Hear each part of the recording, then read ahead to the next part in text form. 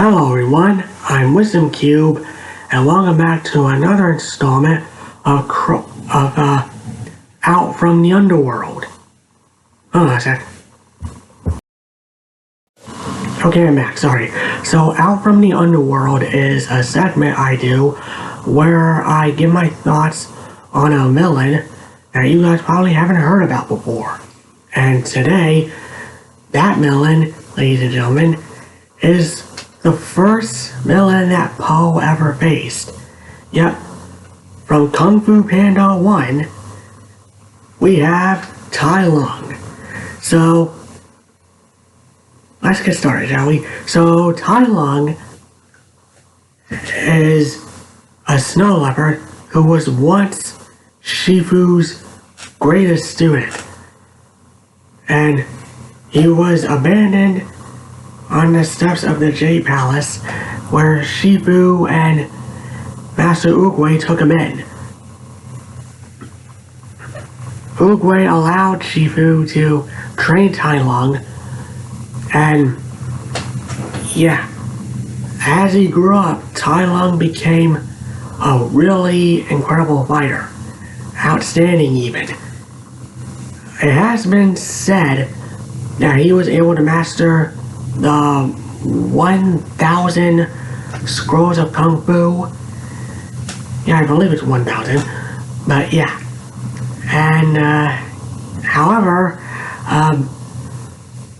as he grew up, Tai Lung became arrogant and greedy, and he had, like, a lust for power.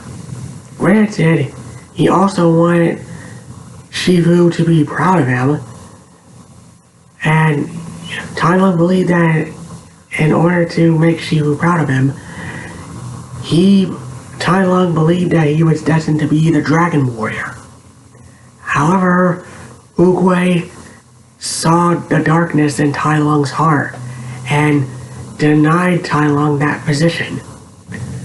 And yeah, because of that, along with Shifu not saying or doing anything in Tai Lung's defense, Tai Lung snapped and rampaged through the Valley of Peace to try to take the Dragon Scroll by force. And yeah, he even knocked away Master Shifu in the process.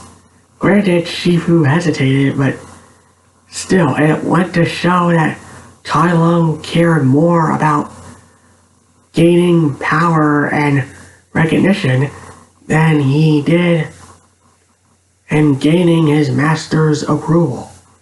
However, thankfully, Oogway managed to stop him, and because of Tai Lung's crimes, Shifu orchestrated the construction of this special prison in the mountains known as Churgom Prison.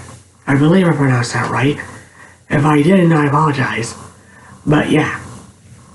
From there, Tai Lung remained in isolation and solitary confinement in the deepest part of the prison for 20 years. Yeah, 20 years is a long time. However, Tai Lung's rage didn't subside as he stayed in Churgom. It only intensified. However, Tai Lung's imprisonment didn't last, as one day he managed to break out and escape in a really awesome scene. Yeah. Yeah. He managed to use the environment around him and fight off any of the Rhino guards that got in his way. And I'm pretty sure he even managed to kill most of them. But yeah, after escaping, he made his way to this bridge where he fought the Furious Five. You know, Shifu's current students. Yeah. Now, despite their combined strength and efforts, the Furious Five ultimately were defeated and sent back to Shifu as a message that Tai Lung has gotten even stronger. And if he could do that to the five, imagine what he's gonna end up doing next. Because after he made it to the Jade Palace and he fought Shifu once more, alone this time, without Oogway being there, because at this time Oogway, he he went to the spirit realm. He passed on, unfortunately. But despite Shifu's best efforts, Tai Lung ultimately got the better of his former master. And during the fight, he called Shifu out for not standing up for him and denying him his self-proclaimed destiny. So, after he nearly kills Shifu, Po, the new Dragon Warrior, arrived just in time and managed to get the scroll from Tai Lung. And that's Tai Lung's final fight right there. Throughout the Valley of Peace, which has been evacuated, mind you, Tai Lung ultimately gets his hands on the Dragon Scroll after knocking Po down. And sadly for him, he realized that the scroll is blank. Now, even after Po tries explaining the lesson of the Dragon Scroll, that there is no secret ingredient, it's just you, Tai Lung wasn't through. His inability to understand the scroll's meaning and his rage became his downfall once again, as Po not only defeats him, but managed to get him in the Wuxi finger hold and sends him packing to the spirit realm. For the rest of the film series, Tai Lung remained in the spirit realm. And I'm gonna step away from the films real quick to address one of the Kung Fu Panda television series. And the one I'm going to be talking about today is the Kung Fu Panda series Legends of Awesomeness that DreamWorks and Nickelodeon partnered up to make. And in that series, it's revealed that Tai Lung is the uncle of this young Kung Fu prodigy named Pang. I think that's the name. Or was it? I think it was Pang. But I just wanted to bring that up. Now, I know the TV series are not canon, but I'm just gonna bring that up regardless.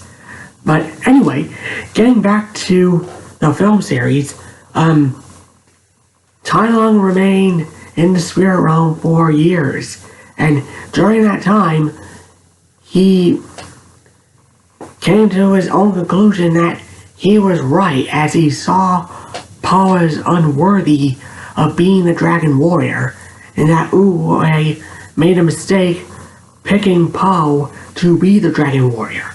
Now, in Kung Fu Panda 3, while we don't really see Tai Lung, we do see him in some form, and that form is him being reduced to an amulet for Kai the Collector.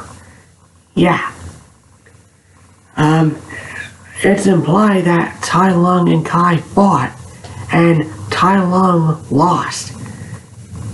Now, after Po defeats Kai and releases every one of the Chi Masters that Kai has imprisoned and used,